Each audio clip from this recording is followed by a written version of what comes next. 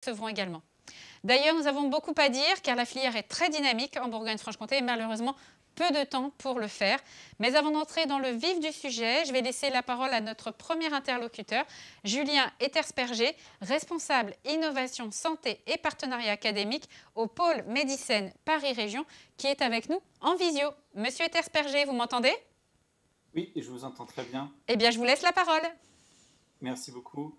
Alors, je vais partager mes slides. Vous me dites si c'est bon. Ça a l'air tout bon. Ça a l'air tout bon. Donc, merci. Et c'est à moi que revient quelque part l'honneur aussi de présenter le début de ce French Bioproduction Tour, cette initiative globale qui s'inscrit, vous venez de le rappeler, dans une initiative aussi nationale où on travaille tous collectivement pour promouvoir ces forces régionales. Peut-être juste avant de rentrer dans ce qu'est le French Bioproduction Tour, juste quelques rappels sur ce qui se passe au niveau national. Et il y a depuis 2019 une initiative bioproduction dans le contrat stratégique filière qui justement vise à structurer les choses et auxquelles les pôles de compétitivité et clusters sont fortement mobilisés avec trois enjeux majeurs comme clé de voûte pour cette stratégie. C'est développer et industrialiser des innovations de rupture technologique pour réduire les coûts de production qui, dans certains segments, sont encore trop élevés pour permettre de garantir une souveraineté ou en tout cas d'avoir un modèle économique viable sur le long terme pour nos systèmes de soins. Le deuxième axe, c'est un aspect d'attractivité pour notre territoire, de faciliter l'ancrage sur notre territoire auprès des acteurs locaux sur donc cette concurrence internationale. Et la troisième ambition, c'est donc de faire de la France une place forte de la bioproduction d'ici les 2030, donc c'est une petite dizaine d'années. Il y a déjà eu des premières réalisations qui sont, on va dire, avec un fort succès, des financements R&D conséquents. Rien qu'en 18 mois, il y a plus de 50 millions d'euros d'argent en termes de grants qui ont été obtenus autour de cette thématique. On en a parlé rapidement sur le grand défi bioproduction, aussi 30 millions mis sur la table par l'État, des outils de formation innovante qui seront décrits un peu plus tard, des financements industriels conséquents sur le territoire, une roadmap stratégique qui a été effectuée et réalisée l'année dernière, et la mise en place, qui est encore en cours, d'une structuration nationale qu'on appelle l'Alliance France Bioproduction. Et donc, toutes ces raisons contribuent au dynamisme de la filière. Et quelque part, aujourd'hui, le French Bioproduction Tour vise aussi à rassembler tous ces acteurs, informer sur ces initiatives nationales et voir comment, au niveau local, il y a une complémentarité qui joue entre le national et le régional. Et donc, c'est pour ça qu'avec 12 pôles de compétitivité et clusters, on a décidé collectivement d'organiser un événement commun qu'on appelle le French Bioproduction Tour, qui est en fait un tour de France virtuel des régions, des forces, des complémentarités. C'est vraiment ça qu'on veut souligner, comment on travaille bien ensemble, partager la vision et la stratégie de chaque territoire, avec bien sûr des tables rondes, des acteurs locaux, et vraiment souligner, j'accentue ce terme, la complémentarité au niveau national, pour montrer qu'en fait on peut tous travailler ensemble. French Bioproduction Tour en est un exemple pour justement cette attractivité internationale. La compétition, elle est en Asie et elle est en Amérique du Nord. Elle n'est pas entre nous et on a tout à travailler ensemble. Et donc, je vous ai rappelé ici les différentes étapes. Donc on est aujourd'hui à la troisième étape. Il y a eu la première qui a été réalisée fin de l'année dernière. La deuxième réalisée il y a à peu près trois semaines. Et aujourd'hui, donc je suis très heureux qu'on soit en Bourgogne-Franche-Comté pour justement voir toutes les forces de ce territoire. Vous voyez que derrière, il reste quatre étapes. Et ce que je vous invite, c'est vraiment à participer à tous, que vous verrez par vous-même les forces de chacune de ces étapes et de chacune de ces régions. Je m'arrête là. Merci. Je laisse la parole. Merci beaucoup, Monsieur Ettersperger. Alors, nous aussi, on est content que vous soyez en Bourgogne-Franche-Comté, je vous assure, et on est également ravis de vous présenter aujourd'hui toutes les forces, effectivement, du territoire en matière de bioproduction. Cette étape, Bourgogne-Franche-Comté, nous la devons notamment au PMT, anciennement le pôle des microtechniques, qui est à l'initiative. J'ai donc le plaisir d'accueillir M. Laurent Deschamps, vous êtes président du PMT. Monsieur Deschamps, est-ce que vous pouvez nous présenter un petit peu le PMT pour ceux qui ne connaîtraient pas, puisque nous avons des gens sans doute de France entière qui nous écoutent? D'accord, bonjour à tous. Très simplement, le PMT, c'est un pôle de compétitivité depuis 2006. C'est plus de 200 adhérents et notre mission, c'est d'accélérer l'innovation et développer le business des entreprises industrielles de la grande région Bourgogne-Franche-Comté. En outre, on a développé un savoir-faire spécifique dans le domaine de l'accompagnement dédié des startups. Alors, comment le PMT travaille avec la filière de la bioproduction? Alors, le cluster PMT Santé fédère et anime la filière des productions, excusez-moi, il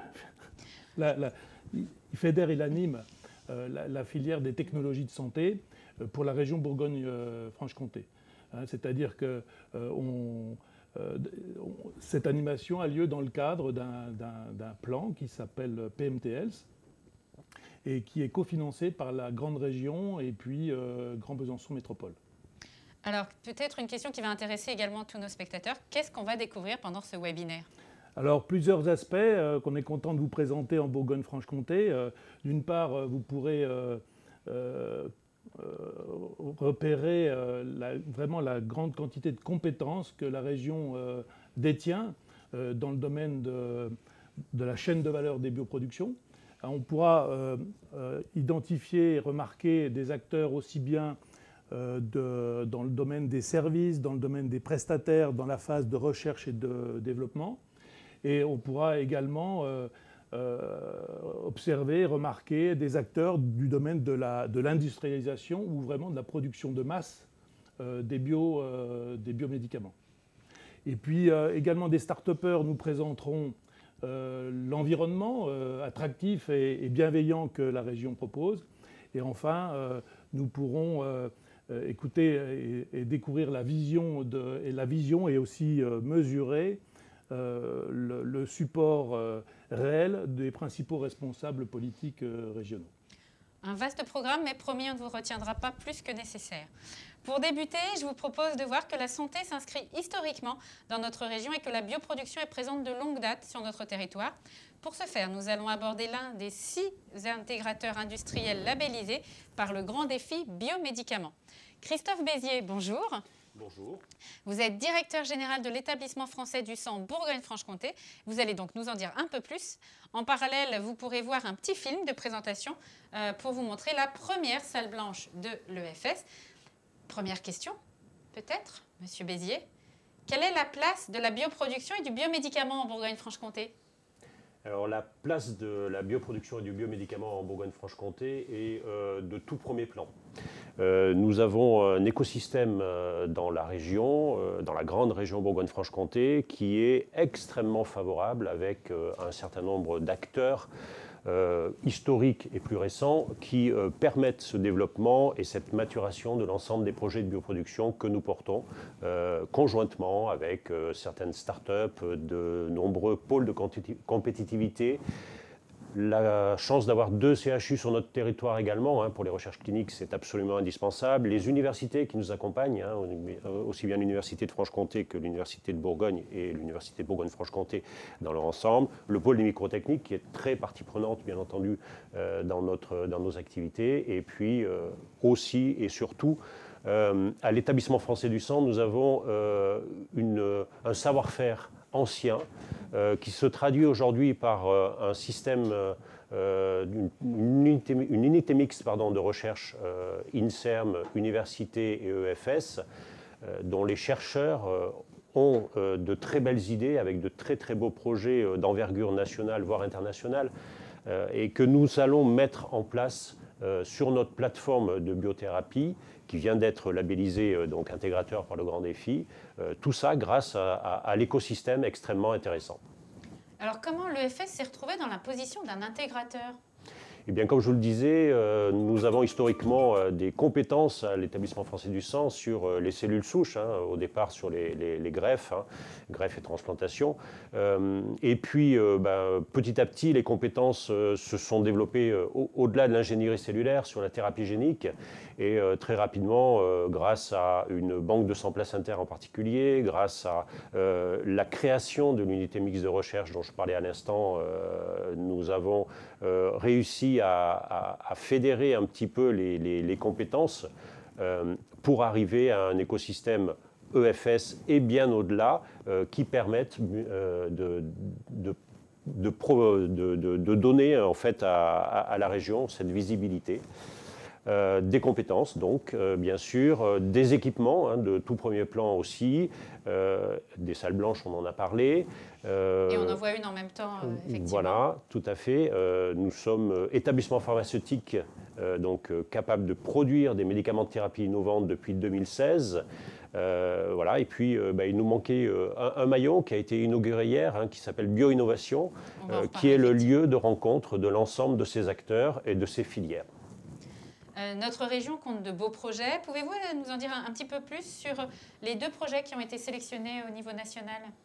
Oui, donc suite à la labellisation de la plateforme de Grand Défi, nous avons reçu 8 projets, dont 2 ont été retenus effectivement. Donc il y en a un qui s'appelle Stellar, qui est porté en partie par une autre plateforme EFS, qui est celle de Nantes, hein, la BG, et qui donc a pour but surtout de proposer un système de contrôle en continu de l'ensemble des bioproductions. Ce qui est tout à fait innovant, puisqu'aujourd'hui, il faut intervenir au risque, bien entendu, de contamination de l'ensemble de la bioproduction.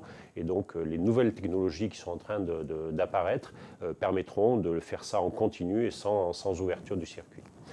Le deuxième projet qui a été retenu initialement, c'est le projet Universel, qui est également accompagné par une autre plateforme de l'EFS, qui est la plateforme de Saint-Imier, à côté de Grenoble, et qui, grâce à 2 industriels, que sont Carrousel et Naturamol, a pour but d'optimiser les bioréacteurs, c'est-à-dire l'ensemble de la bioproduction, et également donc Carrousel est spécialisé dans ce qu'on appelle les microporteurs, donc l'optimisation de la surface d'expansion des cellules dans le cadre de la création des médicaments de thérapie innovante et de leur bioproduction.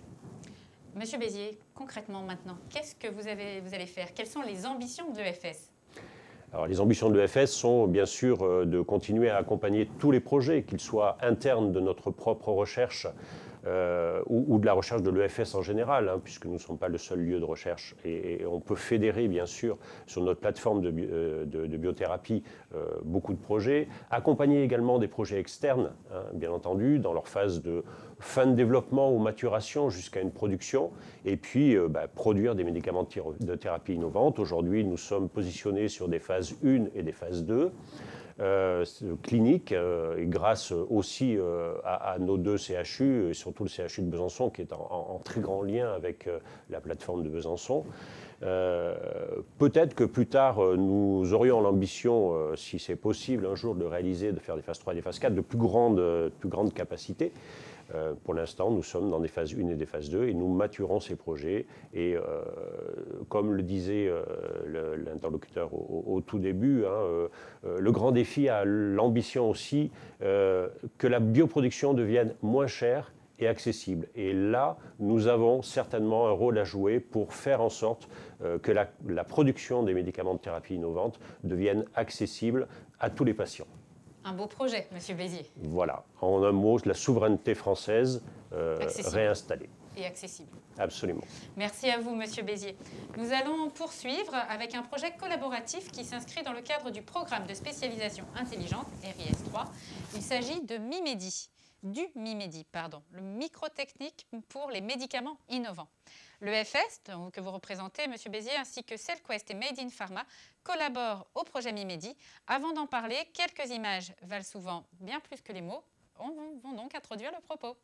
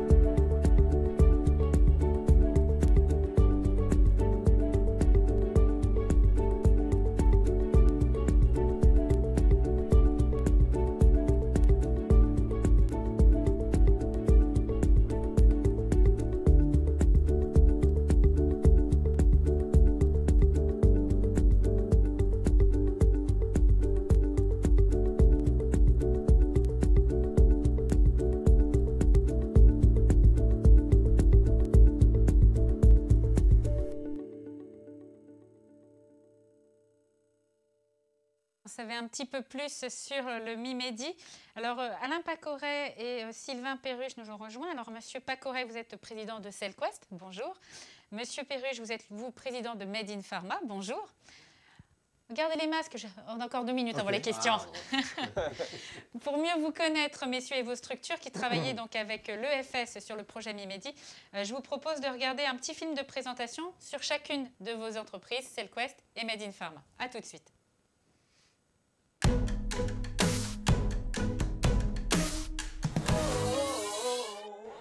Je suis d'abord ingénieur de formation et on peut dire peut-être un serial entrepreneur parce que j'ai créé plusieurs entreprises dans le domaine de la santé, en particulier dans le domaine du diagnostic in vitro. Et aujourd'hui, je suis président d'ITSA Diagnostic et de CellQuest. Alors ITSA Diagnostic conçoit sur mesure et fabrique en série des instruments pour les industries du diagnostic in vitro. Et nous avons nos propres produits, en particulier pour le dépistage des cancers, du col de l'utérus, de la thyroïde, du sein, et que nous vendons en France et à l'étranger. Et à travers le projet MIMEDI, nous avons eu l'opportunité de créer une nouvelle société qui s'appelle CellQuest et qui est spécialisée, elle, dans le développement d'équipements pour les médicaments de thérapie innovante. L'innovation chez CellQuest, c'est de développer aux côtés des chercheurs qui travaillent sur ces nouveaux médicaments, des modules en système clos qui vont leur permettre plus rapidement de produire ces médicaments d'une part, et d'autre part d'abaisser les coûts de production.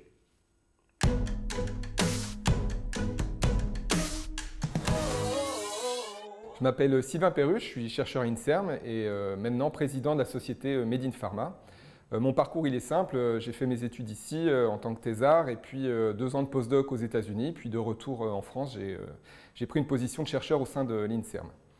Made in Pharma développe des candidats médicaments biologiques basés sur l'innovation de la société qui est de fabriquer ces médicaments à partir de cellules humaines qui vont, dans certaines conditions, produire naturellement ces facteurs-là. Et c'est ces facteurs-là qui composent nos médicaments.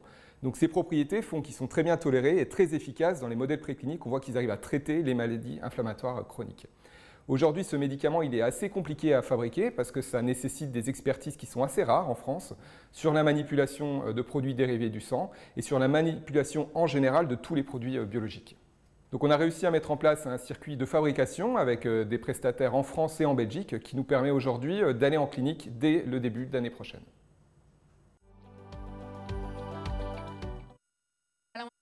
Plus sur CellQuest et Made in Pharma. Après mes questions, nous consacrerons un petit temps, quelques minutes d'échange.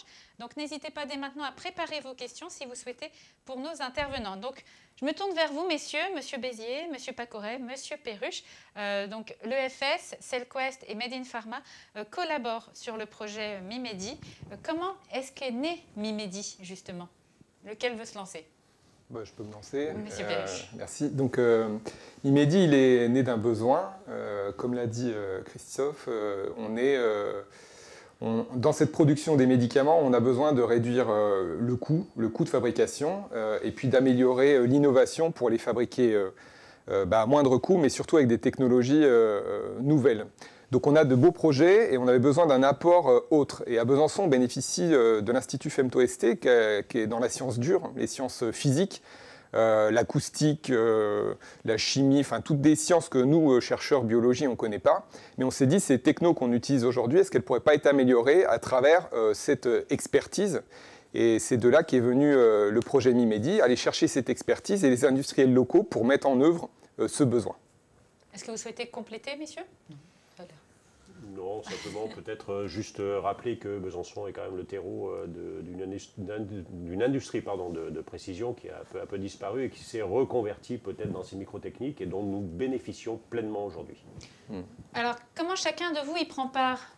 Monsieur Pacoret peut-être, déjà. Alors, nous sommes industriels. Donc, nous avons comme objectif dans le projet MIMEDI de développer les équipements et les consommables qui vont permettre de robotiser, d'automatiser la production de ces médicaments. Donc avec le principal objectif, c'est d'abord de réduire les coûts de fabrication de ces médicaments, mais également de pouvoir accompagner dès le départ, dès le développement des médicaments, avec ces équipements pour les adapter, pour qu'ensuite on puisse les utiliser pour la validation, et surtout quand ils seront validés et autorisés à la mise sur le marché, de pouvoir les produire immédiatement. Donc le choix que nous avons fait, c'est plutôt de dire on va faire ces équipements pour produire simultanément plusieurs centaines de médicaments dans une salle de 100 mètres carrés, sans intervention humaine ou presque.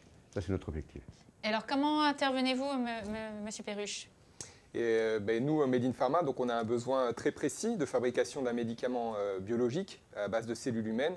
Aujourd'hui, les techniques à notre disposition, comme tout bioproducteur, c'est des techniques qui finalement datent d'il y a une dizaine d'années, voire un peu plus. Elles n'ont jamais été vraiment optimisées.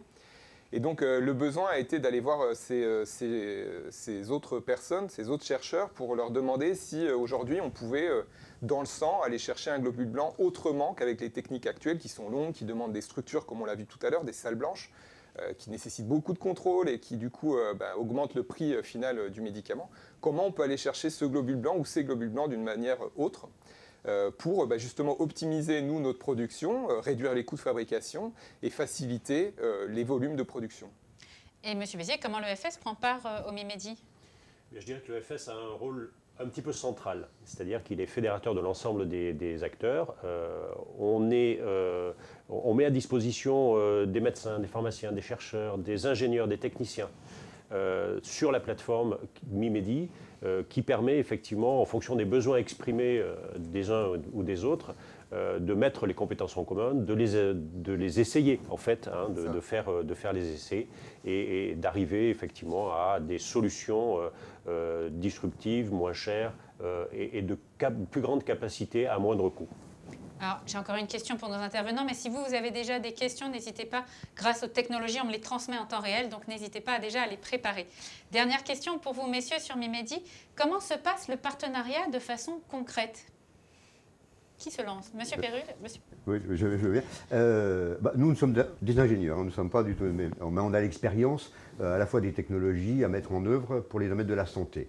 Mais ce qui est le plus important, c'est vraiment de participer dès le départ et d'avoir, je dirais, d'analyser les besoins dans le moindre détail, des besoins des chercheurs pour développer ces médicaments, ces équipements et ces consommables, pour qu'on puisse mettre en exacte adéquation, je dirais, ces besoins et ces équipements. Ça veut dire qu'il faut qu'on travaille vraiment, pour donner un terme médical, en symbiose, ensemble, mais d'une façon très présente. La preuve en est, c'est que demain, nous avons les clés de nouveaux locaux dans le bio-innovation, dans le local bio-innovation, qui va nous permettre encore plus de partager. Et ça, c'est essentiel d'avoir cette collaboration, mais vraiment très très étroite au quotidien. Et on l'a avec les EFS, avec les équipes des EFS, on l'a avec les Mini Pharma et d'autres sociétés. Est-ce que vous souhaitiez compléter sur ce partenariat très concret qui vous unit autour du MIMEDI? Ce qu'on peut peut-être ajouter, c'est qu'au début, en effet, il a fallu beaucoup discuter, se comprendre, parce qu'entre chercheurs biologie, les industriels et tout, il a fallu trouver le même langage, un langage commun. Et puis, ça a donné naissance à plein de projets qu'on a pu, grâce à l'EFS, tester en conditions réelles. C'est-à-dire toutes les nouvelles innovations, c'est bien beau de les faire à la paillasse ou dans la société, mais est-ce qu'en conditions réelles, ça marche? Et donc l'EFS a mis à disposition justement le personnel qui est habitué à faire ces productions de médicaments innovantes et la structure qui nous permet de tester en conditions réelles. Est-ce que oui, c'est possible ou est-ce qu'il... Enfin, c'est pas toujours oui, mais en tous les cas, quelles améliorations on peut apporter à ces innovations, quoi. Allez-y, Monsieur Bézier, je vous en prie. Oui, c'est exactement ça. Effectivement, le laboratoire de l'EFS, le laboratoire dédié à MIMEDI, et ce lieu de collaboration extrêmement étroit entre tous les acteurs. Et donc le lieu d'élaboration aussi des projets, de leurs tests, bien entendu, grandeur nature, avec dans toutes les conditions requises pour une bioproduction que nous souhaitons la moins chère possible, la plus optimisée, et demain offerte au plus grand nombre. Voilà. Et puis nous avons aussi quelques sujets aussi, même sur des technologies qui fonctionnent aujourd'hui, mais qui vont revenir sur le plateau MIMEDI pour être encore optimisées. Nous avons même des appels de certaines sociétés externes qui, par l'intermédiaire de ce plateau de réflexion, vont pouvoir optimiser leur production actuelle. Alors, je me tourne vers nos spectateurs. Est-ce que vous avez peut-être des questions à poser à nos intervenants sur le projet MIMEDI? En attendant que vous posiez vos questions éventuellement, moi j'en ai une qui vient en complément, qui n'était pas prévue, messieurs, attention. Quelles sont les difficultés éventuelles que vous avez rencontrées et comment vous avez levé les barrières justement pour pouvoir collaborer et faire avancer ce projet? Peut-être que la première, effectivement, c'est, comme on l'a mentionné, c'est un projet d'une de plus de 13 millions d'euros. Hein. Donc peut-être la première chose à laquelle nous nous sommes attaqués ou attachés, c'est surtout à avoir une gestion de projet la plus précise possible, avec une rigueur toute scientifique bien sûr, mais aussi financière, et s'aider donc de l'ensemble des acteurs pour que les fonds européens soient utilisés à leur juste valeur et vraiment de façon la plus optimisée possible. Merci beaucoup, Monsieur Bézier. Pas d'autres questions apparemment pour l'instant, mais ne vous inquiétez pas, si vous aviez plus tard d'autres questions sur Mimedis, c'est pas grave, c'est pas foutu. Vous nous les envoyez quand même, on les transmettra bien sûr à nos interlocuteurs. Je vais vous remercier tous les quatre d'avoir été à mes côtés. Monsieur, je vous libère tous, Monsieur Deschamps, Monsieur Facoret, Monsieur Bézier et Monsieur Perruche. Et puis nous sommes connectés avec Madame Marie-Guite Dufay, qui est présidente du Conseil régional de Bourgogne-Franche-Comté. Madame Dufay, bonjour. Oui, bonjour. Vous allez bien? Oui, oui, puis quand j'entends les uns et les autres, c'est vraiment du bonheur. C'est du bonheur de sentir cette aptitude à la coopération sur un domaine aussi essentiel, le domaine de la santé, la création de médicaments qui peuvent être totalement révolutionnaires dans le traitement de maladies importantes, et du bonheur parce que cette coopération, elle se fait entre chercheurs, cliniciens, industriels, en partie sur la base de compétences traditionnelles, hein, qui sont les compétences des microtechniques. Dans notre région, les microtechniques, c'était l'horlogerie hier, c'est petit à petit devenu les microtechniques, et de voir que les microtechniques peuvent coopérer de façon aussi efficace avec le monde de la biotechnologie et de la biothérapie pour aller dans le sens de ces créations de médicaments innovants, eh bien, voilà, c'est vraiment des beaux projets que nous avons forcément à cœur de soutenir, et c'est là qu'intervient le poids, effectivement, vous venez de le dire, des fonds européens et de la construction de programmes européens pour booster toute cette démarche. Alors justement, Madame Dufay, j'en déduis que vous tirez un peu une synthèse très positive. Est-ce que vous pourriez nous dire en 2 mots quand même quelle est la place de la bioproduction et du biomédicament en Bourgogne-Franche-Comté, selon vous? Mais c'est clairement une filière,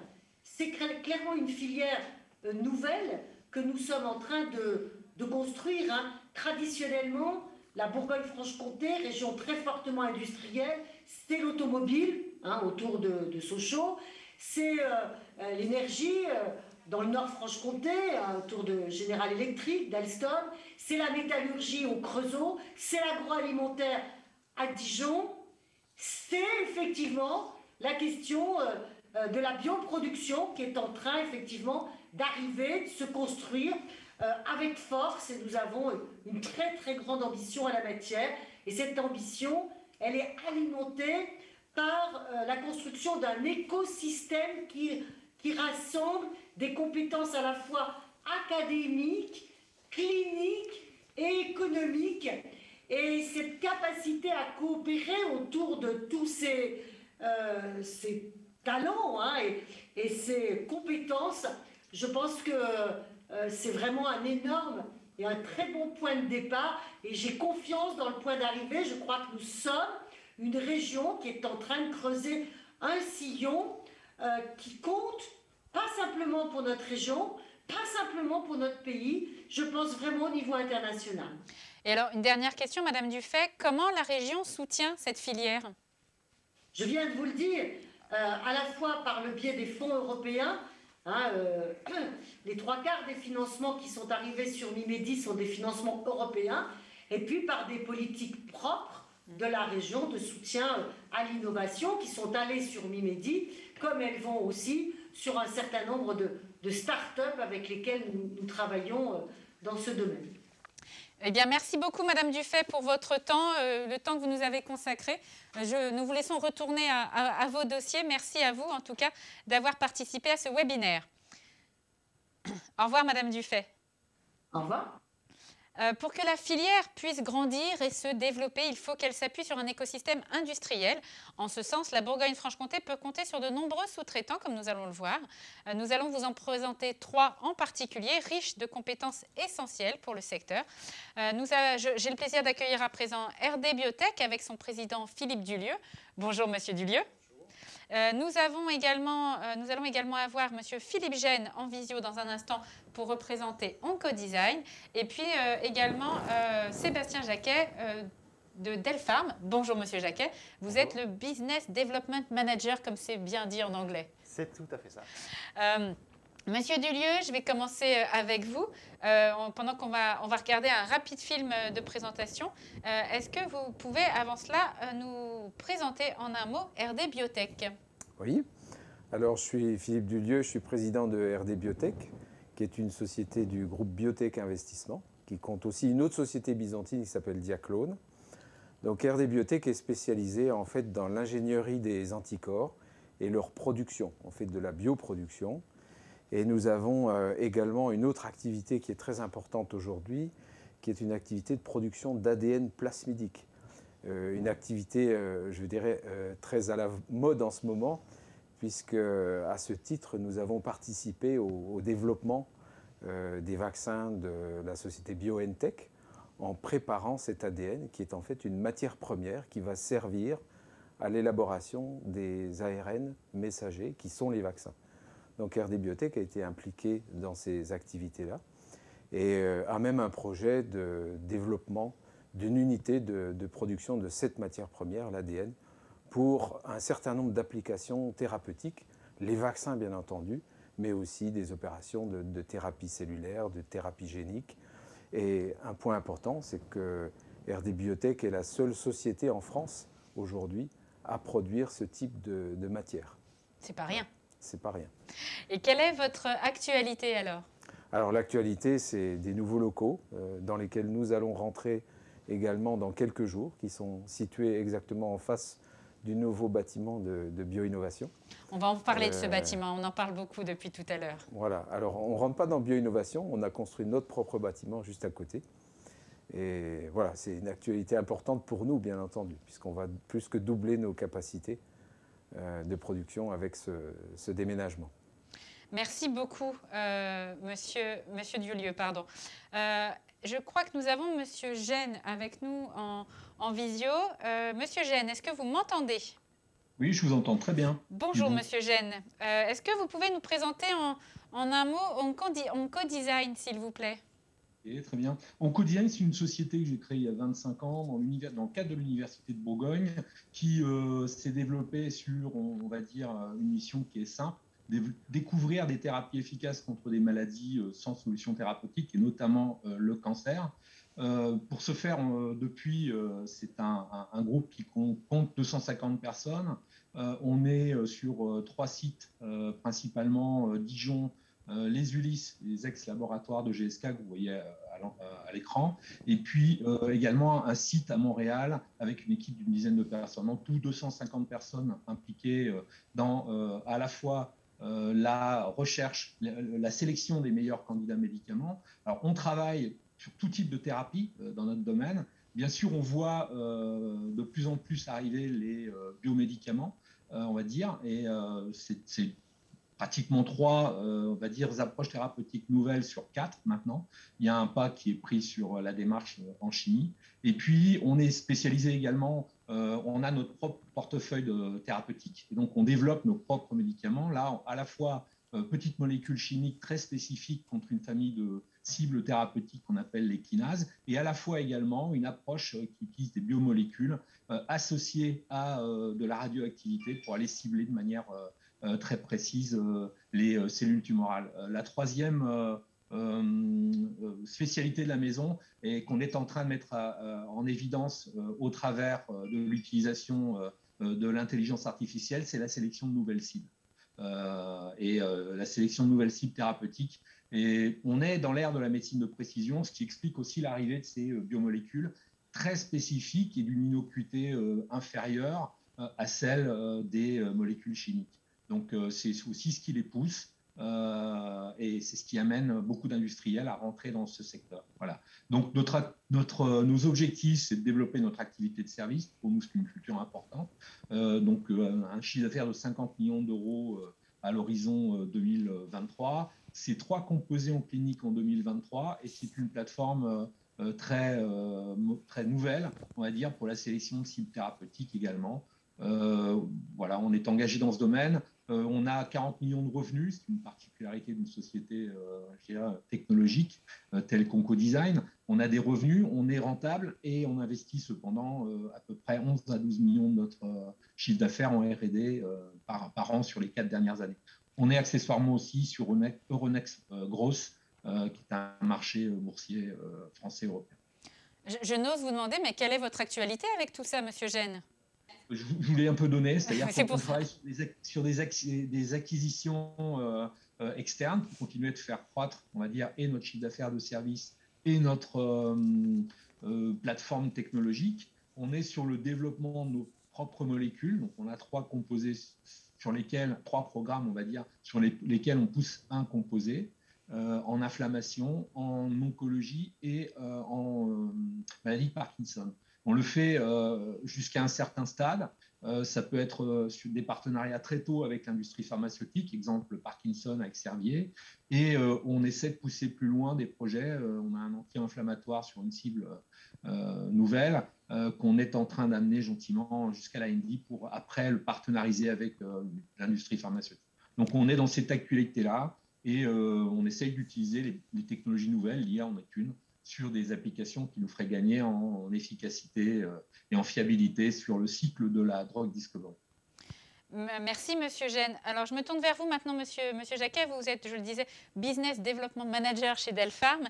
Est-ce que vous pouvez nous dire un petit mot de Delpharm? Oui, bien sûr, avec plaisir. Donc, le groupe Delpharm, c'est un groupe français. C'est un groupe qui a maintenant 30 ans d'ancienneté. Je vais peut-être enlever mon masque pour que vous m'entendiez mieux. Ce groupe, donc Delpharm, 30 ans d'ancienneté, et c'est un groupe qui est spécialisé dans le développement et la fabrication de médicaments. Et donc, qui a la capacité, grâce à 17 usines, qui sont aussi bien en Europe et aussi un site sur le Canada, de produire de nombreuses formes galéniques. Ces formes galéniques peuvent être aussi bien des comprimés, des gélules, des vaccins, des crèmes, afin de répondre à tous les besoins des patients. Nous travaillons exclusivement pour des gros groupes ou des startups. Vous ne trouverez pas de médicaments Delpharm dans la pharmacie, mais la plupart des médicaments que vous serez amenés à utiliser auront été fabriqués dans nos usines. Alors, et quelle est l'actualité de Delpharm? L'actualité de Delpharm, on a parlé du vaccin de BioNTech et de Pfizer.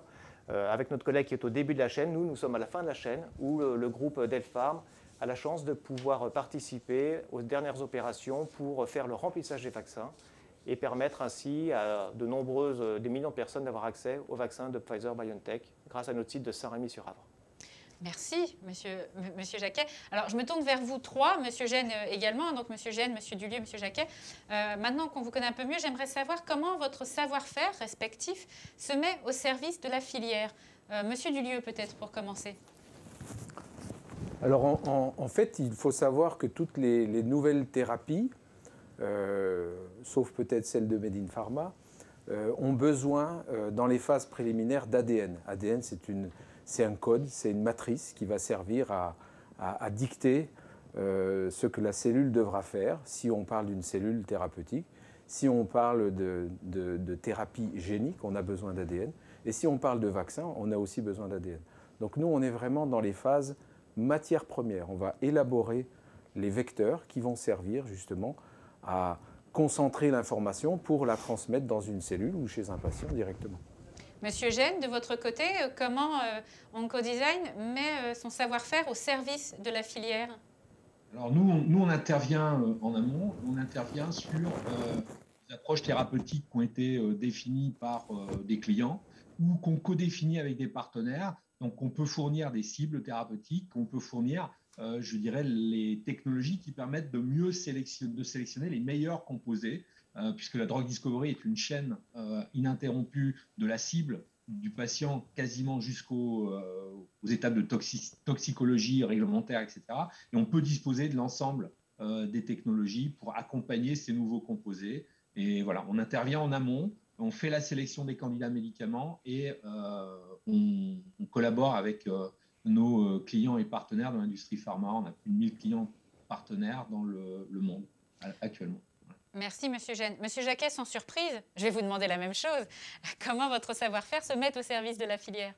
Donc le groupe Delpharm est vraiment à la fin de cette chaîne-là, et le groupe Delpharm a des compétences très pointues sur la formulation de ces médicaments et sur la fabrication des lots cliniques. Donc les lots cliniques, ce sont les lots qui vont permettre de faire les premiers tests chez l'homme pour la sécurité du médicament, mais aussi prouver son efficacité.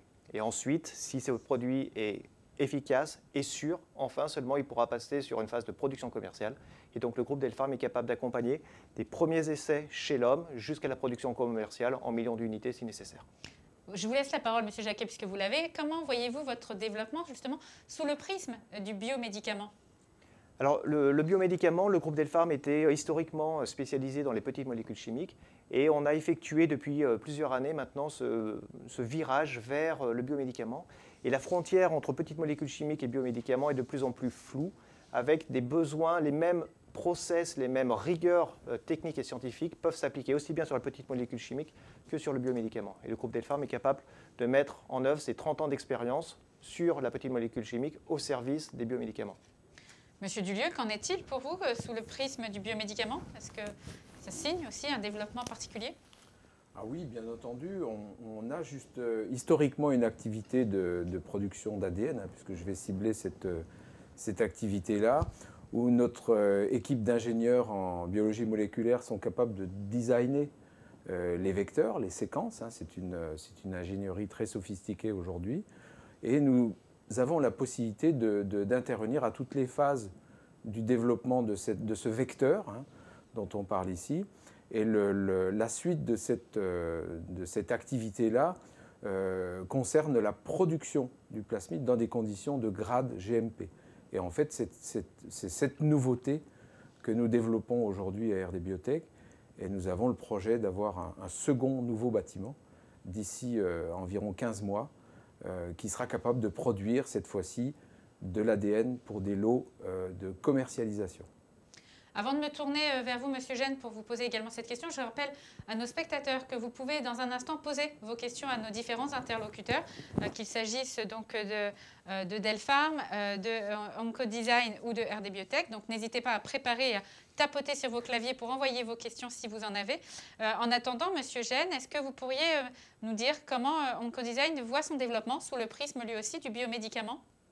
Alors, on est, comme je l'ai dit, spécialisé dans la médecine de précision. On peut offrir des plateformes techno pour tester les médicaments de nos clients, et on développe également nos propres thérapies. On a un corps compétences très axé sur la chimie, les petites molécules en interne. Il est clair que quand on va à la découverte de nouvelles cibles thérapeutiques, on ne peut pas aborder ce secteur uniquement sous le prisme de la technologie dont on dispose. Par conséquent, savoir trouver les technologies pour pouvoir répondre à ces pathologies au travers d'approches bio, c'est pour nous quelque chose d'important. Donc on s'axe actuellement sur l'acquisition d'une technologie qui nous permettrait d'avoir des molécules biologiques très spécifiques sur d'autres types de cibles. Alors, en attendant une question éventuelle de nos spectateurs, j'ai une dernière question à vous poser à tous les trois. Si jamais il y a, on va dire, un trou dans la raquette, lequel est-ce? Est-ce que c'est du côté de l'accès au financement? Est-ce que c'est une question d'attractivité pour les personnels qualifiés? Ou est-ce que vous rencontrez des difficultés, Monsieur Dulieu, par exemple? Alors nous, les difficultés qu'on a en ce moment concernent le recrutement de personnes qualifiées pour le grade GMP, en fait. C'est assez difficile aujourd'hui de trouver des gens qui sont disponibles. Des gens compétents, il y en a. Des gens disponibles, il y en a beaucoup moins. Et donc, c'est un petit peu la course pour essayer de trouver un spécialiste en contrôle qualité ou un spécialiste en développement analytique. Et ça, c'est un vrai challenge pour les mois qui viennent. Monsieur Jacquet, pardon, excusez-moi. Des difficultés de votre côté, financières, recrutement, à quel niveau elles se trouvent? Alors, niveau recrutement était vraiment quelque chose qui est une problématique au sein de Delpharm. Alors, une problématique qu'on adresse avec aussi une formation en interne des personnes que l'on va recruter si elles n'auront pas les compétences quand elles arrivent, quand elles nous rejoignent. Et il y a aussi une problématique qui peut être la concurrence des pays voisins, notamment avec des sites, je pense notamment à la Suisse. Donc il y a un problème de garder nos compétences et nos ressources sur le territoire français. Voilà. Monsieur Gène, des difficultés de votre côté? rejoindre mes deux collègues. Je crois que quand on s'engage, par exemple, en intelligence artificielle, il faut pouvoir trouver et faire venir, je dirais, des compétences, et souvent avec un haut niveau de compétences. Et donc, ce qui nous permet un petit peu de diminuer cette difficulté, c'est qu'on est sur des sites différents et autour avec des configurations différentes. Sur Dijon, c'est un petit peu plus, on va dire, en province, c'est un petit peu plus difficile. Alors, on espère que la qualité de la vie fasse aussi le poids dans l'attractivité, mais ça ne le fait pas toujours. Donc voilà, on est plutôt à ce niveau-là, je pense, en termes d'attractivité sur des compétences très pointues. On peut effectivement rencontrer quelques difficultés. Eh bien, merci à vous trois, messieurs. Vous devez être d'une clarté sans nom, puisque nous n'avons pas de questions pour l'instant. Mais je le rappelle, si des questions venaient à arriver par la suite, n'hésitez pas à les poser. Nous les transmettrons, bien sûr, à nos différents interlocuteurs. Plusieurs sous-traitants sont installés sur le territoire de Dijon Métropole. Pour en parler, je reçois également Madame Danielle Juban, vice-présidente de Dijon Métropole en charge du développement économique et de l'attractivité. Bonjour Madame Juban. Bonjour à tous, bonjour aux téléspectateurs. Pourriez-vous nous expliquer comment se place Dijon Métropole dans cette filière d'avenir qu'est la bioproduction? Oui, merci déjà de nous accueillir. Je suis là au nom de François Rebsamen. Notre territoire revendique les deux axes stratégiques en santé. Il s'agit des médicaments de thérapie innovantes, MTI, le theranostic et les procédés pharmaceutiques innovants.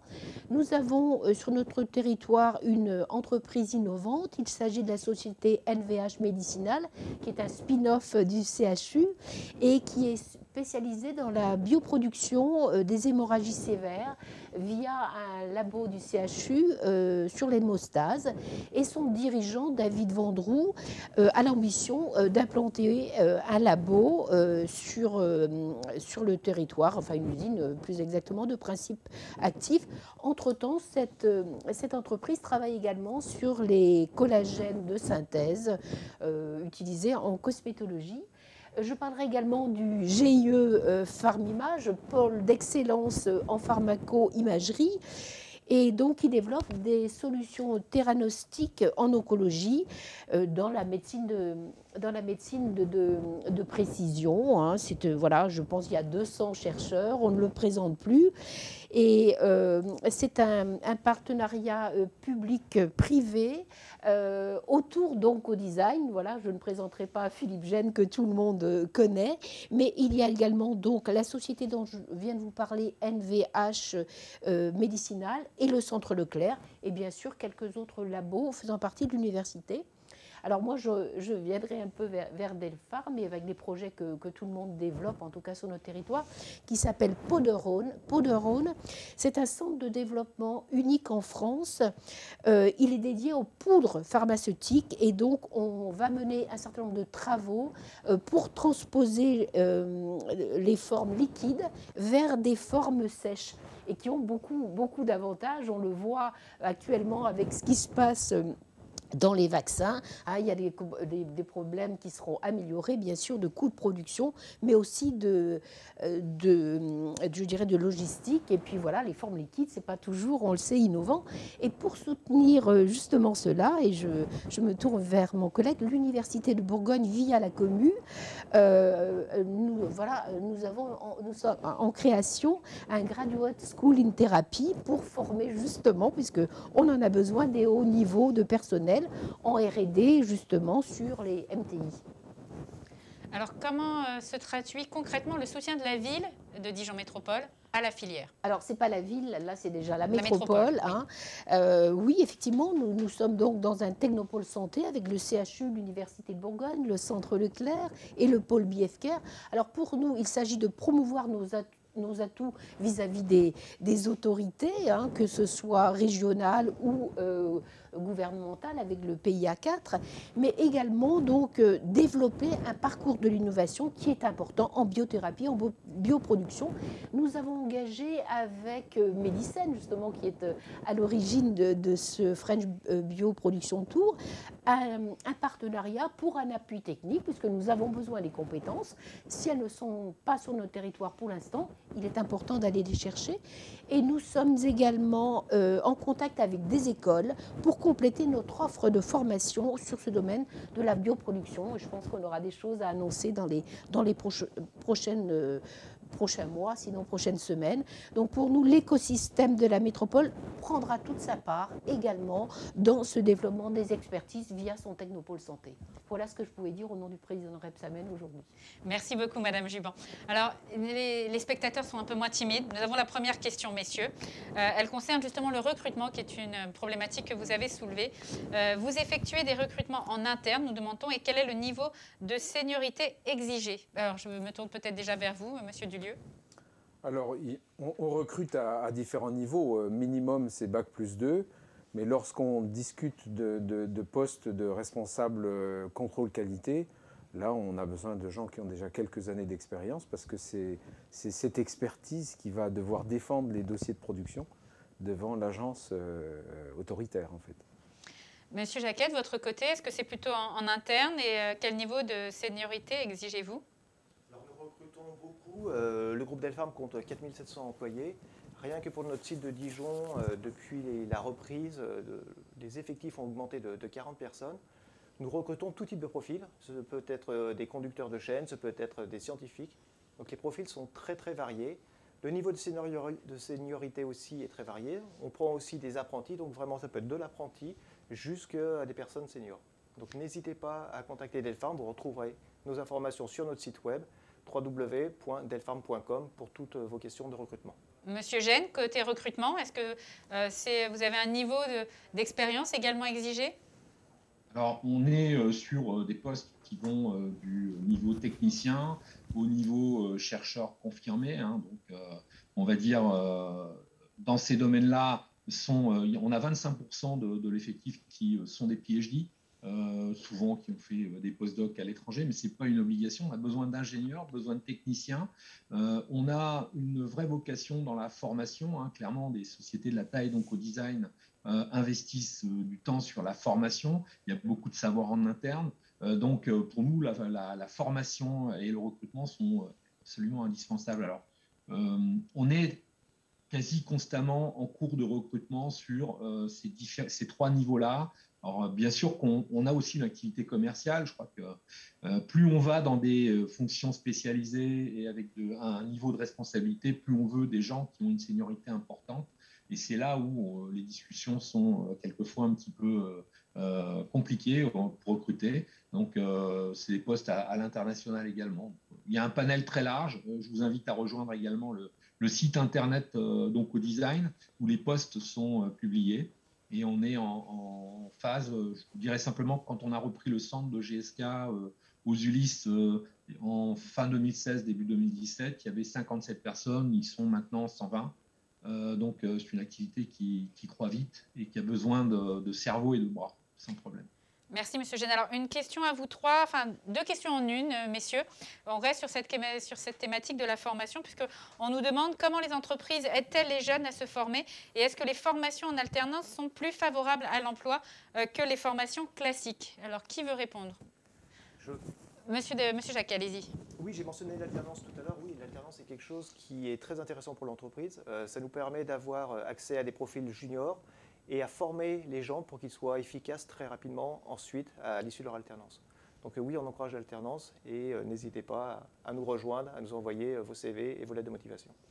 Monsieur Dulieu, est-ce qu'elles sont plus favorables, ces formations en alternance, par rapport aux formations classiques? Alors oui, elles sont intéressantes. Cependant, il est important de regarder le mode d'alternance qu'il y a. Parce que dans un laboratoire, et je pense que je ne serai pas contredit par Philippe, les alternances qui se font sous forme de 3 semaines en laboratoire, 3 semaines à l'école sont un petit peu compliquées à organiser pour un laboratoire.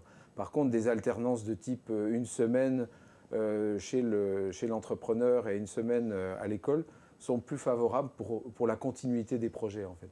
Ça, c'est important. Ensuite, on a bien entendu des stages de 6 mois pour des ingénieurs, pour des masters, qui sont très intéressants dans la formation. Nous, la plupart de nos masters et ingénieurs ont été recrutés de cette manière-là. On les a eus en stage pendant 6 mois et on les a gardés. Alors, une autre thématique dans les questions, puisque ça y est, nos spectateurs, j'en suis ravie, se lancent et ne s'arrêtent plus, et on vous encourage à continuer. Quelles sont les réflexions éthiques sur les traitements innovants? Monsieur Gênes, Monsieur Dulieu, Monsieur Jacquet, lequel veut répondre à cette question donc, sur les réflexions éthiques concernant les traitements innovants?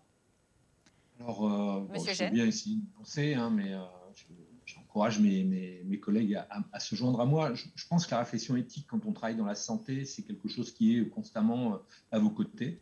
On ne peut pas faire de vaines promesses à des patients. La finalité de nos activités sont les patients. Et donc, on ne peut pas faire de vaines promesses. C'est pour ça que quand un métier consiste aussi à sélectionner ou à créer des médicaments efficaces, il faut pouvoir, en conclusion, délivrer. D'accord ? Donc, je pense que de ce côté-là, il y a quand même une question qui est constante. Est-ce que le composé apporte plus ?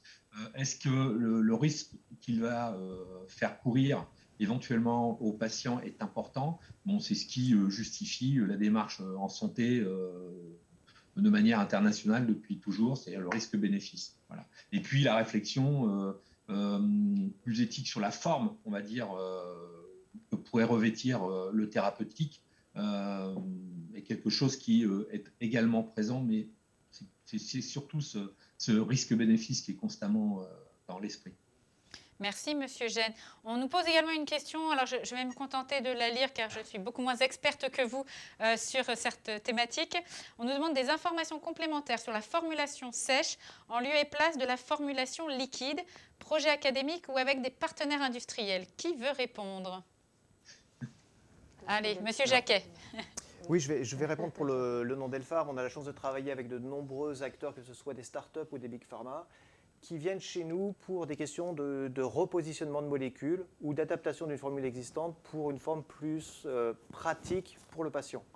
Et donc, grâce à nos équipes techniques, on va pouvoir réfléchir à quelle va être la possibilité de reformuler, par exemple, une forme liquide en forme sèche, par exemple, tel un comprimé ou une gélule pour faciliter l'administration et avoir un médicament qui va se conserver peut-être plus longtemps ou qui sera plus facilement administrable.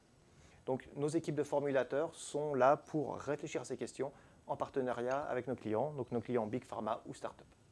Est-ce que quelqu'un souhaite compléter sur le... Non, c'est tout bon, très bien. Et puis on nous pose une autre question, alors je ne sais pas si elle est en lien avec les réflexions éthiques, mais on nous demande également quels sont les challenges que l'on vous impose. Alors est-ce qu'on vous impose des challenges? C'est encore pour vous, je crois, peut-être, Monsieur Delpharm. Oui, je représente Delpharm. Alors, nous, les challenges, ce sont les challenges de temps. Le monde du médicament et du développement est vraiment, j'allais dire, drivé. Et le facteur clé est le temps, être capable de délivrer, de mettre à disposition une nouvelle formule d'élo clinique à temps pour que les patients puissent bénéficier de ces médicaments-là. Donc le facteur clé est vraiment le temps. Être capable de tenir ses engagements et d'arriver à faire une formulation de qualité dans un temps le plus limité possible. Monsieur Dulieu, est-ce que vous impose-t-on aussi des challenges, des défis à relever? Oui, bien entendu. Hein. Quand on est un sous-traitant, on décharge la responsabilité le plus souvent sur le sous-traitant. Donc on a des délais à respecter, des rendements, des prix. Il y a une compétition sur les prix de fabrication et ça, on ne peut pas le cacher. C'est vrai que les nouvelles thérapies aujourd'hui coûtent très cher. On sait que si on veut qu'elles soient accessibles à la plupart, il faudra travailler à la fois sur les conditions de ces productions de manière à les rendre plus accessibles financièrement. Monsieur Gênes, de votre côté, des challenges à relever? Je crois que les prix, temps et, je rajouterais, innovation sont quelque chose d'important. L'innovation, c'est pour combler les gaps, on va dire, et pour gagner en efficacité. C'est une différenciation qui est importante dans un marché ou dans des marchés où il y a quand même beaucoup d'acteurs et où la compétition est automatiquement internationale, il ne faut pas l'oublier. On a vraiment un gros besoin de maintenir une souveraineté. Il faudra réfléchir comment, parce que si on regarde les grands laboratoires, ou notre grand laboratoire international, on va dire le plus grand, Sanofi, je pense qu'il a quitté une bonne partie du territoire depuis un certain temps, dans ses composantes de recherche en tout cas. Et donc il faut maintenir aussi, pour maintenir ce degré d'innovation, il faut maintenir ses compétences et maintenir aussi un niveau élevé dans les universités françaises pour pouvoir produire cette innovation. Donc, on est une chaîne où tout le monde se tient par la main et je dirais, moi je rajouterais l'innovation au temps et au prix.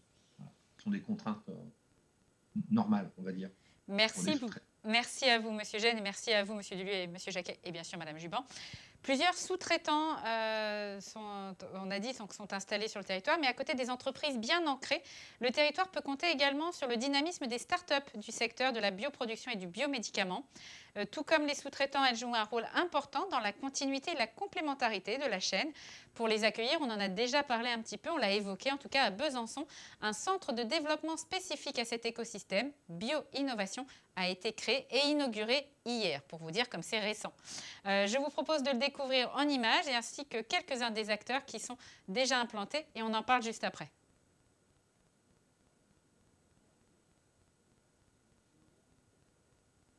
Si la vidéo veut bien partir.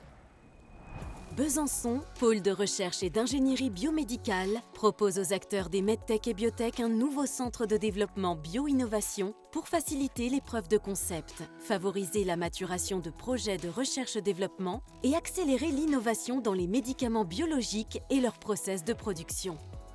Sur la technopole Thémis Santé, le centre bio-innovation constitue un élément clé pour la filière avec une spécialisation dans les dispositifs médicaux, le diagnostic et les thérapies associées ou issues du sang.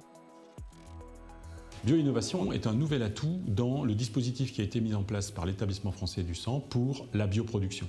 Dans le maillage territorial, l'ensemble des plateformes qui ont été développées par l'Établissement français du sang et qui conduisent à la perspective de produire demain les médicaments de thérapie innovantes pour l'Établissement français du sang, Bio-innovation apporte deux éléments très importants. C'est le contact avec une équipe de recherche pour la bioproduction grâce à l'excellence qui a été mise en place par l'équipe de Besançon. Et le deuxième aspect, c'est la possibilité de mettre en commun le travail des sciences de l'ingénieur, des nouvelles entreprises qui développent ces médicaments au contact des équipes de recherche. Et donc c'est un atout indiscutable pour favoriser le développement de ces thérapeutiques.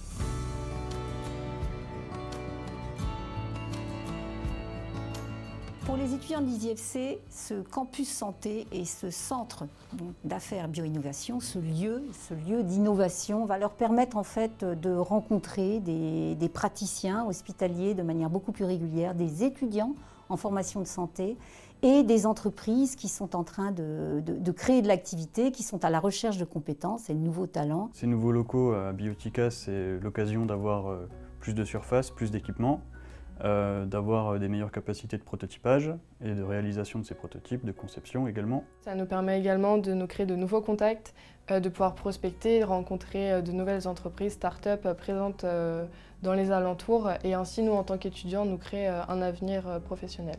Je suis chef de projet R&D sur le sujet Baby Hello. Je suis installé ici depuis 3 semaines au Centre Bio-Innovation sur un projet qui a commencé au Hacking Health de l'édition 2020, qui est le marathon de l'innovation, qui a donné suite à un stage hospitalier de 6 semaines au CHU de Besançon et me voici ici maintenant pour concrétiser le projet. Le bâtiment Bio-Innovation vient compléter l'édifice de l'intégrateur de Besançon. Ce lieu est essentiel pour favoriser les rencontres qui, comme on le sait, se passent souvent autour de la machine à café. Et ce sont ces rencontres qui feront émerger les idées et les innovations de demain.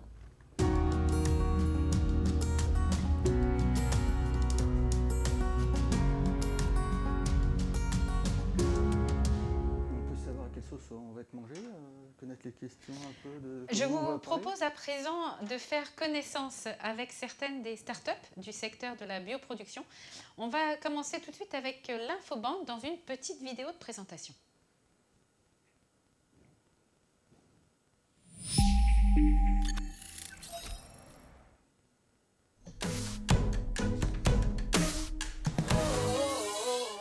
Je m'appelle Éric Robinet, je suis le fondateur de l'Infobank, une société de biotechnologie située à Besançon. Je suis scientifique de formation, immunologiste, et j'ai été chercheur à l'Établissement français du sang Bourgogne-Franche-Comté pendant 11 ans, où j'ai travaillé sur des projets d'immunothérapie.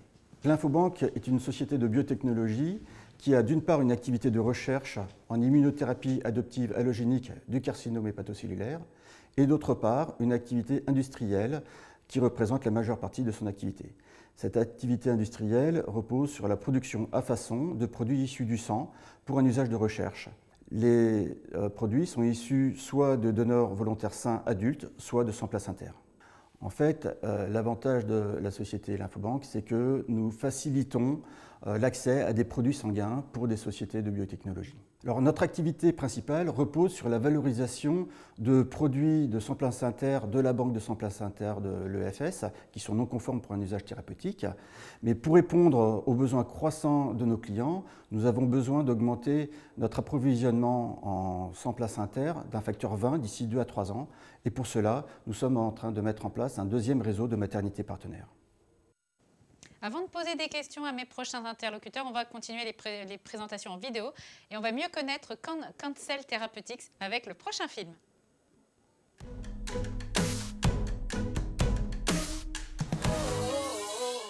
Christophe Ferrand, président, cofondateur de Cancel Therapeutics avec Marina. Je suis chercheur issu de la recherche académique à l'établissement français du sang Bourgogne-Franche-Comté. Marina Deschamps, cofondatrice et directrice générale de Cancel Therapeutics. Je suis également chercheur dans la même équipe que Christophe. Nous travaillons en binôme depuis plus de 20 ans et c'est ce qui nous a amené à créer la société Cancel Therapeutics en avril 2020. À l'issue de 6 années de recherche, on établit la preuve de concept d'un médicament de thérapie innovante. Ce médicament consiste à modifier les globules blancs d'un patient par génie génétique avant de lui réinfuser pour combattre sa leucémie. Ça nous a paru comme une évidence de nous implanter à Besançon au vu de l'écosystème qui était disponible pour notre développement. Nos travaux nous ont conduits à de multiples publications internationales ainsi qu'au dépôt de 2 brevets. La prochaine étape maintenant sera avec le CHU de Besançon et le CHU de Grenoble, en première mondiale, une infusion aux patients de notre médicament Cariel-1-Rap. On en sait un petit peu plus sur mes prochains interlocuteurs. J'ai donc le plaisir d'accueillir M. Éric Robinet, président de l'Infobank. Bonjour M. Robinet. Bonjour. Marina Deschamps, directrice générale de Cancel Therapeutics. Bonjour Mme Deschamps. Toujours avec nous M. Sylvain Perruche de Made in Pharma. Rebonjour M. Perruche. Alors, question à vous trois. Comment est-ce que vous intervenez dans la filière de la bioproduction et du biomédicament? Peut-être Mme Deschamps pour commencer? Alors, comment on intervient dans cette filière? Nous, en fait, on est très en amont puisqu'on est dans la partie recherche-développement. On part des idées technologiques qu'on développe, qu'on adapte et qu'on amène jusqu'à un niveau qui soit compatible avec les exigences réglementaires pour qu'il soit infusé et compatible avec les patients. De votre côté, M. Robinet, comment est-ce que vous intervenez dans cette filière? Nous intervenons au niveau du biosourcing, c'est-à-dire de l'approvisionnement des laboratoires, soit des laboratoires de recherche ou des sociétés de biotechnologie, l'approvisionnement en produits issus du sang, donc de produits biologiques. Voilà. Merci. Monsieur Perruche. Eh bien, nous, comme start-up, on a été créé en 2017 et depuis ce temps-là, on s'est rendu compte qu'on avait déjà un écosystème très riche à notre disposition avec plein d'acteurs. Alors comme Eric l'Infobank qui peuvent fournir des cellules, tout comme l'établissement français du sang, de la matière première. Philippe Dulieu sur d'autres aspects, d'autres matériels biologiques de base comme l'ADN. Et puis toute la chaîne est plus ou moins présente des fabricants. Je vais être obligée de vous interrompre. Et on se la refera, Monsieur Perruche, puisque je vous redonne la parole dans un instant, Monsieur Perruche, puisque je crois que nous avons un petit souci tout simple. C'est la pub, c'est ça, sauf que je n'en ai pas à lancer, mais merci, puisqu'on a un petit souci de micro, me semble-t-il, mais je ne sais pas avec qui exactement nous avons un souci de micro. Donc je m'excuse auprès de nos téléspectateurs. Voilà, c'est les joies du direct, comme on dit, et on improvise un peu. Et on va revenir, bien sûr, dans un instant, donc sur cette filière de la bioproduction et du biomédicament, et surtout sur la place des startups dans cette filière. Puis, on l'a vu, disposent désormais de leur propre bâtiment à Besançon, avec le bâtiment Bio-Innovation, dont on a vu un petit film de présentation tout à l'heure. Et puis, voilà. Donc, je vais passer la parole à Monsieur Robinet. Pour savoir si, Monsieur Robinet, quand on est expert dans un domaine aussi pointu que la bioproduction, ça ne prédispose pas forcément à créer son entreprise pour autant. Alors pourquoi et comment est-ce que vous vous êtes lancé? Je ne sais pas si je suis vraiment un expert. En tout cas, donc, effectivement, moi, je viens du monde académique. J'ai été chercheur à l'établissement français du sang pendant de nombreuses années. Et en fait, pour être honnête, je vais peut-être lancer un pavé dans la mare, mais disons que je n'étais plus très satisfait de l'évolution de la recherche publique, de certaines façons de travailler, on va dire, dans certains laboratoires. Et donc, d'une part pour cette raison, et puis également pour des raisons de stratégie, il me paraissait logique de créer ma société pour poursuivre le développement du projet de recherche en immunothérapie du cancer. Et j'ai également fait un choix qui était de ne pas partir sur un modèle de start-up classique du point de vue du modèle économique. Donc j'ai choisi un autre modèle économique avec une activité industrielle qui permet de financer l'activité de recherche. L'activité de recherche, pour l'instant, on est au niveau préclinique avec un doctorat en contracifre et qui est d'ailleurs, pour directrice de thèse, Marina Deschamps à côté de nous, sur la valence les liens recherche. Donc les liens sont de toute façon ont toujours été très forts depuis très longtemps. Mais voilà, donc c'est vrai que je ne sais pas si je suis un expert plus que moi, c'est certain.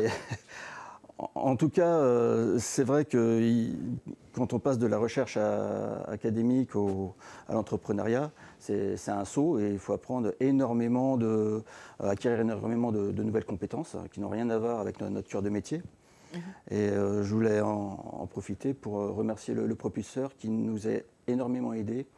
On a vraiment eu un soutien d'abord du réseau Entreprendre, mais et plus récemment du propulseur qui a vraiment un accompagnement très structurant pour ça. Merci, Monsieur Robinet. Je reviens vers vous, Monsieur Perruche. Je crois que ça y est, votre micro marche. Du coup, je vais vous reposer ma question. C'est comment vous intervenez avec Made in Pharma dans la filière de la bioproduction et du biomédicament? Alors, dans la chaîne de valeur, on va dire, de fabrication d'un biomédicament, il y a beaucoup d'acteurs. Et l'écosystème de la région Bourgogne-Franche-Comté est assez riche. On l'a vu aujourd'hui avec les différents acteurs. Et comme je l'ai dit, que ce soit du sourcing de cellules par l'Infobank, le FS ou d'ADN avec Philippe Dulieu, que ce soit dans la production ou les étapes finales, donc la production avec l'établissement français du sang, qui a des salles de fabrication de médicaments biologiques, et puis dans le fill and finish, les étapes de finalisation, de mise en bouteille de ces médicaments-là avec la société Delpharm. On a un environnement riche, même si on n'a pas forcément besoin de ces compétences, on a l'expertise, c'est-à-dire qu'on peut discuter facilement en région avec tous ces acteurs-là et mieux définir nos besoins. Alors, je rappelle à nos spectateurs que vous pourrez poser vos questions également à nos startups, à nos invités, si vous en avez, une fois que j'aurai bien sûr posé les miennes. Vous n'en voulez pas, je commence. Je me retourne vers vous, Madame Deschamps, et je me tourne aussi vers vous, Monsieur Perruche. C'est justement, je repose la même question que je demandais à Monsieur Robinet. Entre la recherche, entre le domaine d'activité qui est le vôtre, la bioproduction et la création d'entreprises, il y a quand même un pas. Pourquoi vous avez fait ce choix? Alors, moi, avec mon cofondateur de Cancel, Christophe Ferrand, on est tous les deux chercheurs, comme je vous l'ai dit tout à l'heure. Et il y a un moment, une fois qu'on a développé le médicament, qu'on a fait la preuve de concept, les brevets, les publications scientifiques, une fois que cette partie-là est faite, pour nous, en fait, ça s'arrête. Et on ne voulait pas que ça s'arrête. C'était un médicament qu'on avait développé, qui avait un vrai potentiel pour les patients. On a un environnement, comme l'a dit Sylvain, qui est vraiment propice. Et on a tout sur place, sur Besançon, pour faire ce type de développement. Et on s'est dit, on ne va pas s'arrêter là, c'est dommage. On a toute l'aide qu'il faut, on avait l'enthousiasme de nos collaborateurs et nous, l'envie d'aller plus loin avec notre équipe. Et en fait, on s'est dit, allez, on se lance. Et on s'est lancé il y a 1 an et on ne regrette pas. Et de votre côté, Monsieur Perruche, des regrets? Alors, zéro regret. Non, c'est génial. Moi, j'adore cette transition. Ce que je vais ajouter par rapport à ce qu'a dit Marina, c'est qu'en effet, en tant que chercheur INSERM, donc en tant que chercheur, quand on a une découverte, qu'on a envie d'emmener, après c'est un choix de caractère. C'est-à-dire que soit on est fait ou on se dit allez je vais y arriver et puis on y va. Mais c'est un vrai saut, hein, on l'a souligné. Et ce qui est dommage, c'est que ces projets, en effet, ils ne pourraient pas directement aller à l'industrie. On ne peut pas les transférer comme ça parce qu'ils ne sont pas assez matures, ils n'intéressent pas, il n'y a pas assez de preuves de concept de fait. Et ce gap entre la recherche fondamentale et puis le monde industriel fait que s'il n'y a pas des gens qui se disent « Allez, j'y vais, je prends tous les risques, je change de carrière et tout », bah, ça n'arrive pas. Donc ça, c'est un aspect supplémentaire à cette envie d'entreprendre et d'amener son projet au lit du patient. Alors vous en avez déjà parlé un petit peu, Monsieur Robinet, mais j'allais vous demander comment vous avez été accompagné, de quel accompagnement avez-vous bénéficié On en a un peu parlé, mais je vous laisse revenir dessus peut-être. Alors, lors de la création, j'ai été tout de suite soutenu par le Réseau Entreprendre, qui est une association de chefs d'entreprise qui a pour credo, pour créer des emplois, créons des employeurs. Et donc, j'ai bénéficié d'un accompagnement avec un parrain, donc un chef d'entreprise, qui venait me voir régulièrement et on discutait un peu de stratégie globale. Bon, c'était très intéressant, très utile au début, mais à un moment, j'ai senti que j'arrivais à mon maximum de compétences. Donc au début, quand on crée la société, on reste dans son cœur de métier. C'est-à-dire que la question, c'est comment je structure, on valide nos process de production, comment on s'assure de la qualité de nos produits. Bon, ça, on reste encore dans notre cœur de métier. Mais quand on est entrepreneur, il faut aussi acquérir d'autres compétences dans tout un tas de domaines. Commençons par la comptabilité, par exemple. Par exemple. Et donc, effectivement, on a besoin d'acquérir des compétences et une vision stratégique aussi, et d'avoir une aide pour avoir une vision plus large. Et cette aide, c'est là, voilà, et c'est là que, notamment. Ouais, et c'est là que je ressentais un réel besoin d'aller au-delà de mes compétences. Et le propulseur a été créé à peu près à ce moment-là. Donc il est arrivé, je dirais, au bon endroit, au bon moment. Et pour moi, c'était une évidence d'aller vers le propulseur. Et ça a vraiment été très, très utile. Ça nous a vraiment permis d'abord de nous structurer en interne, dans nos process industriels. Parce que je ressentais le besoin de passer, je dirais, d'un mode de fonctionnement artisanal, entre guillemets, à un mode vraiment beaucoup plus professionnel, beaucoup plus industriel. Très entrepreneurial pour le coup. Voilà. Donc, ça nous a été très utile pour cette structuration en interne. Et puis, d'autre part, sur des aspects de commercialisation, de marketing, de communication et de définition plus précise de la valeur ajoutée de la société. Madame Deschamps, propulseur également? Alors oui, propulseur également, mais en fait l'histoire elle commence d'abord par le soutien, c'est peut-être bête, mais de l'EFS. Mais c'est pas bête. Qui nous a, quand on a soumis l'idée, nous a dit c'est une très bonne idée, allez-y, on sera avec vous et on fera tout ce qu'on peut pour soutenir le projet. Donc déjà quand on a ça, voilà, ça donne de l'élan. Le deuxième élan, ça a été DKBFC. Qui nous a aidés parce que nous, vraiment, on partait de zéro. Peut-être expliquer, parce que tout le monde n'est pas de Bourgogne-Franche-Comté, DKBFC l'incubateur de Bourgogne-Franche-Comté. Et comme son nom l'indique, il nous a incubés, il nous a mis le pied à l'étrier, de manière à positionner les bases, à se rendre compte de ce que c'était l'entrepreneuriat et d'avancer. Et puis là, très récemment, maintenant, le propulseur qui nous accompagne. Et là, c'est un réel élan. Et on passe, ceci dit, dans un autre monde, là encore. Et de votre côté, Monsieur Perruche, quel accompagnement? Alors d'abord, ça a été de découvrir l'écosystème. Se présenter, comme je vous l'ai dit, à tous les acteurs, de les rencontrer, de confronter sa vision d'un projet, d'un entrepreneur. Et puis, donc ça, c'est vraiment la base. Et puis ensuite, le PMT nous a permis de passer m'a permis de passer de chercheur à start-upper. Et puis maintenant, de start-upper à industriel. C'est aussi une deuxième phase où on est beaucoup moins dans l'artisanat, comme tu l'as souligné, et parce qu'on affronte d'autres domaines, des levées de fonds très importantes. Et là, c'est toute une autre histoire. Une autre échelle. Il faut être préparé à ça. Et donc, Propulseur nous l'a proposé. Dernière question avant de passer aux questions de nos spectateurs. Il y en a déjà une qui est en stand-by, qui est prête, mais il y en aura sans doute d'autres. Ma dernière question, ce serait de vous demander déjà quelles sont vos ambitions. Je vais commencer par vous, Madame Deschamps. Alors la première ambition qu'on a évidemment, c'est de pouvoir proposer notre médicament aux patients. Ça c'est l'étape numéro 1. Et l'étape qui vient tout de suite après, c'est de pouvoir proposer notre expertise et notre compétence à d'autres types de projets et de pouvoir les accueillir sur Cancel Therapeutics pour les aider et les accompagner à nouveau jusqu'aux patients. Monsieur Robinet? Alors, nous, pour l'instant, notre objectif, c'est de nous développer de façon assez conséquente pour pouvoir répondre aux demandes de nos clients. Et comme je l'ai dit tout à l'heure dans la vidéo, effectivement, on a pour objectif de pouvoir augmenter notre capacité par 4-5 dans le cours de l'année et par 20 d'ici 3 ans en termes d'approvisionnement en produits issus du sang placentaire ou du cordon ombilical. Et ça, c'est vraiment un très gros projet sur le court et moyen terme. Et Monsieur Perruche, quelles sont les ambitions de Made in Pharma? Eh bien, à très court terme, c'est d'évaluer notre candidat médicament chez l'homme, enfin, chez les patients même, en début 2021. Et à plus long terme, l'ambition, c'est donc on développe des candidats médicaments qui sont biologiques, bioidentiques, c'est-à-dire avec des propriétés, enfin qui ressemblent ou qui sont identiques, pardon, aux molécules humaines qu'on a en nous, donc qui ont très peu de toxicité, une efficacité parfaite entre guillemets. Et donc l'idée, c'est de devenir un acteur incontournable dans la production de ce type de médicaments en Bourgogne-Franche-Comté et au niveau international, bien sûr. Allez, la première question de nos spectateurs. Quelles sont les difficultés spécifiques rencontrées par les startups développement des médicaments de thérapie innovantes? Lequel d'entre vous veut répondre en premier? Allez, Monsieur Perruche.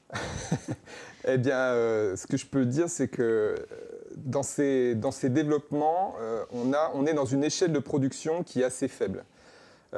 Donc, pour être en conditions réelles, on est toujours à cheval entre le MTI, qui est vraiment médecine de précision, production une à une, patient à patient, entre guillemets, et la molécule chimique ou l'anticorps, où là, on est dans des volumes beaucoup plus importants.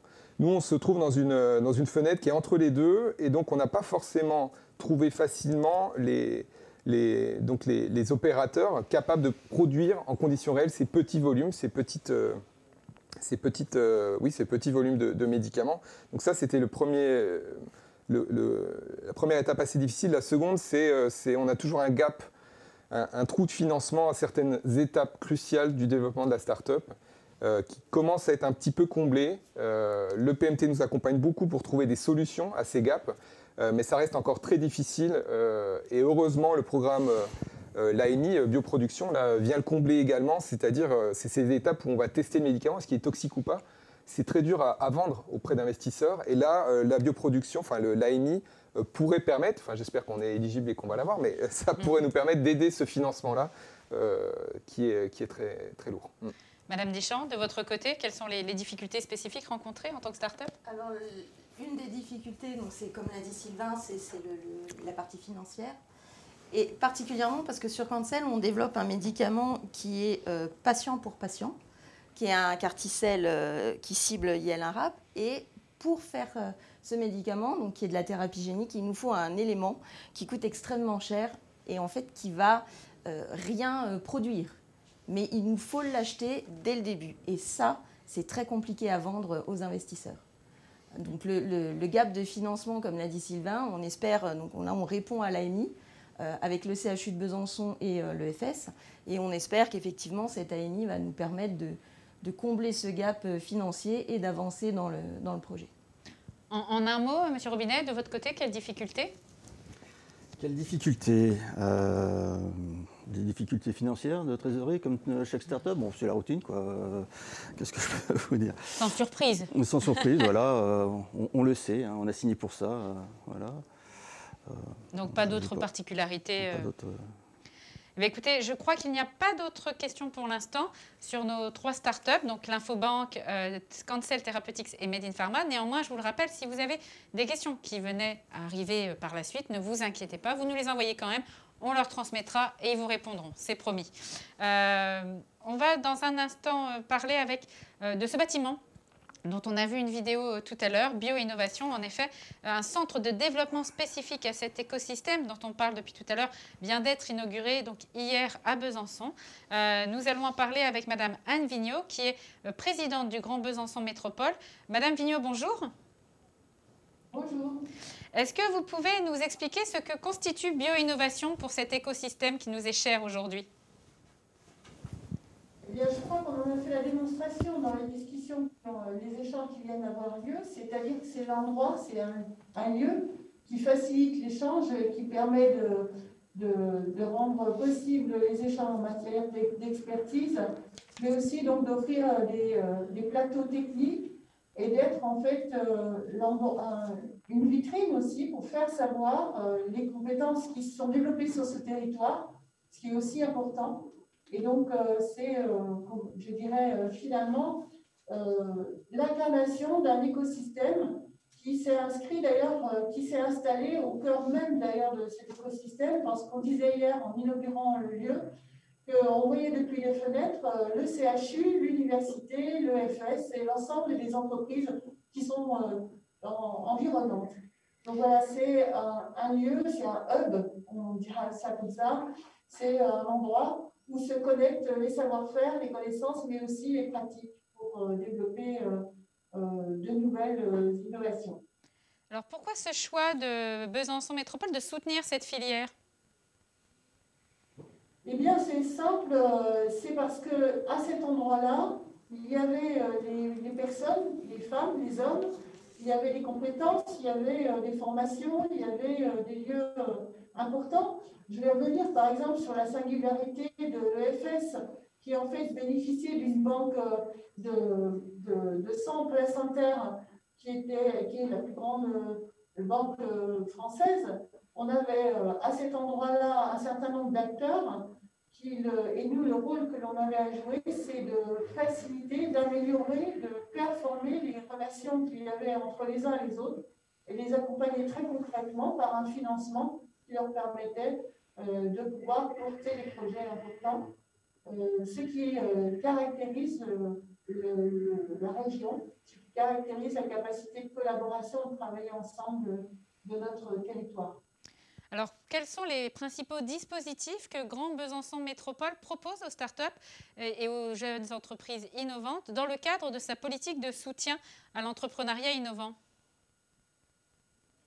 Eh bien, on a des dispositifs qui sont des fonds qui permettent justement d'apporter des subventions concernant justement tous ces lieux d'innovation, parce que ce qui nous intéresse, c'est nos pépinières, hein, c'est notre jeunesse qui vient se former sur la ville, sur le Grand Besançon, et qui ensuite se pose la question de savoir s'ils ont comme objectif d'aller ou dans la recherche spécifiquement, ou alors, comme tout à l'heure c'était décrit, avoir un pied dans la recherche et un pied dans l'entreprise, dans le R&D ou même jusqu'à la production.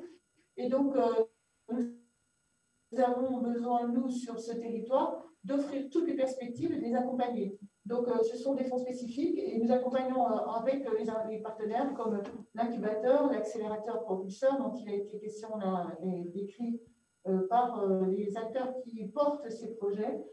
Parce qu'avec les compétences que nous avons sur notre territoire, qui peuvent ne faire que s'améliorer, nous avons effectivement la chance d'avoir un territoire producteur de savoir, producteur de produits, et producteur surtout dans une innovation technologique qui est fondamentale. On voit aujourd'hui qu'on prend une place qui est une place nationale et qui a des débouchés mondiaux importants.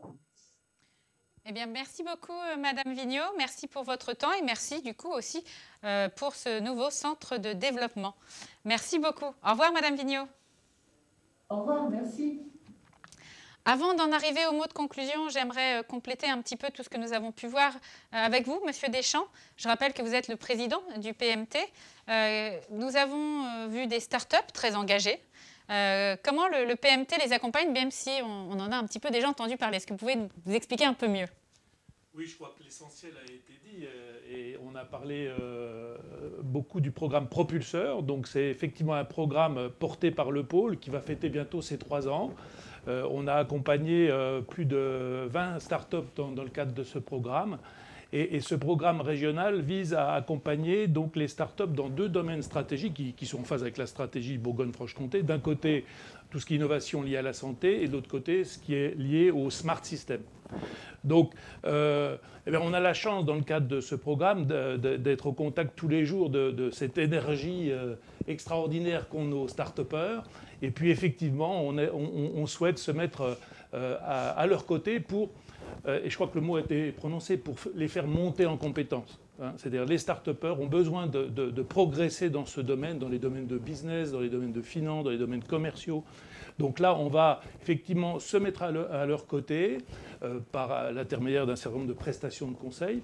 Et cette prestation sera faite vraiment dans un cadre très adapté, puisque chaque start-up a son propre programme et le programme est établi de façon spécifique avec le dirigeant de la start-up.